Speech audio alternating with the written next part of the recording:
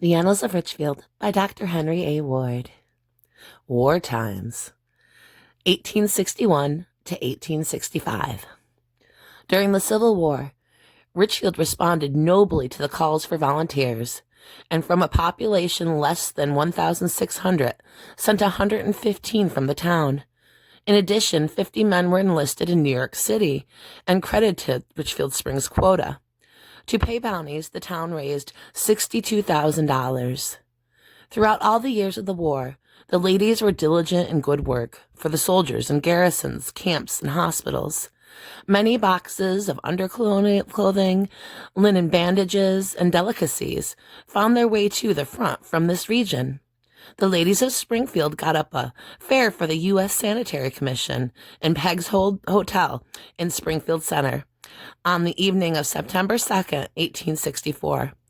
While crowded with people, the floor fell, and several persons were seriously hurt, among them Reverend and Mrs. S.R. Ward of this place.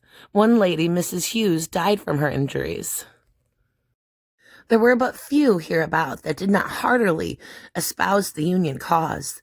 There were those, however, whose utterances caused them to be called Copperheads, a name given to the Northern men whose sympathizers were the South and its principles. In Exeter, Timothy Herkimer was arrested in August of 1863 on the ground of uttering treasonable sentiments and taken to the county jail. A writ of habeas corpus was granted by the judge Samuel Nelson.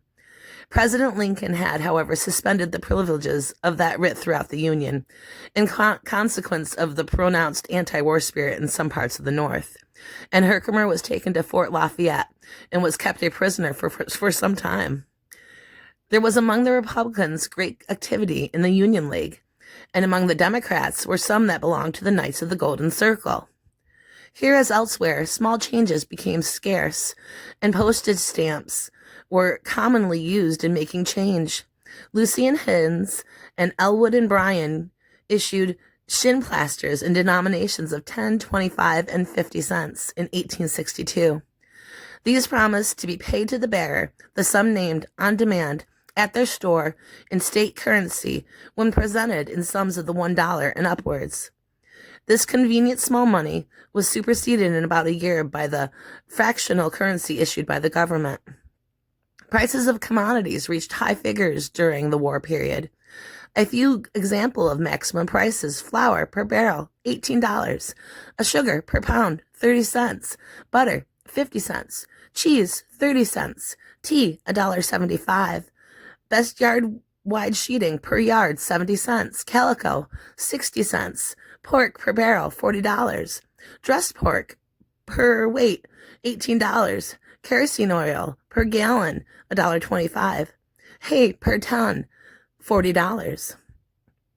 On Monday, April 10th, 1865, came the glad news that the rebel army under Lee had surrendered to General U.S. Grant. Like a wildfire spread the tidings through the village and the country. The intense suspense of 4 weary, bitter years was broken. Men, women, and children rushed into the village streets, and people from the country came crowding in. Great was the rejoicing, and many were the glad tears. People formed in line and marched up and down, singing and hurrahing in their thankfulness and enthusiasm. Groups of singers united their voices in Rally Round the Flag, Boys, When Johnny Comes Marching Home, We'll Hang Jeff Davies to the Sour Apple Tree, and other songs of the day. Many teetotalers looked upon the wine that day, and some of their sayings and doings are not forgotten to this day. Everything that would make a noise was brought into use. Every dinner gong and bell, every tin horn in the hardware stores were put to a melodious use, and the church bells were rung incessantly. Guns and anvils were fired, and people shouted till they were hoarse for days afterwards. A mass meeting was held in Washington Hall, now the Wyandotte, at which Reverend S. Ward and George A. Starkweather spoke stirringly. It was a day of rejoicing, such as this town has never saw before and has not seen since. 5 days later came the awful intelligence that President Lincoln had been assassinated. His tragic and untimely end brought mourning to every home and tears to every cheek. What a revulsive feeling. The bells had but a few days before rung out with joyful notes for ending war, now told a sad requiem for a great gentle-hearted martyr. Flags were draped with black and hung at half-mast, and services were held in the churches. Here follow the names of the soldiers that went to the front from Richfield. William Austin, William A. Austin, John Ames, Lewis Allen, David Allen, Benjamin F. Abbott, Nelson Bodish, Onslow Bunno, Menzo Barris, John H. Burgess, Albert Bullis, Alan Buchanan, James Brown, Delos Balch, Henry Bacchus, Hamilton Bailey, Abel Bunno, Charles Caney, James Caney, Edgar Carey, Oliver Carson, Albert Cook, Samuel Chase, Alfred Chrisman, Daniel Cosgrove, Lorenzo W. Cheney, Albert V. Coates, U.F. Doubleday, Lamont Devendorf, Albert Devendorf, Delos Doxter, Wesley Dexter, Abner Doubleday, not the famous Abner Doubleday, it's a cousin, James S. Davenport, Johnny Dana, Winnie Dutcher, Henry O. Eason, Irving Fort, Charles Fisk, Irving Fisk,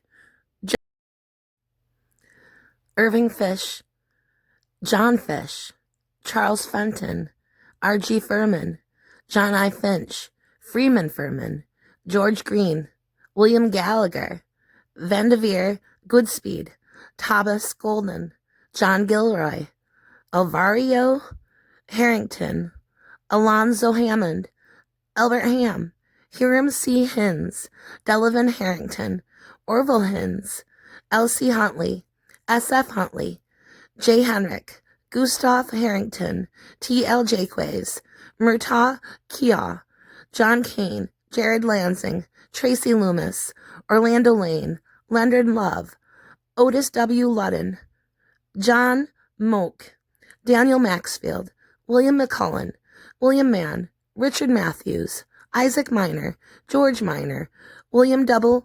Madison, Justin Osterhout, William Osterhout, William Palmer, John Ross, John Ride, John Shaw, Charles Strange, John Steele, Albert Smith, George Stover,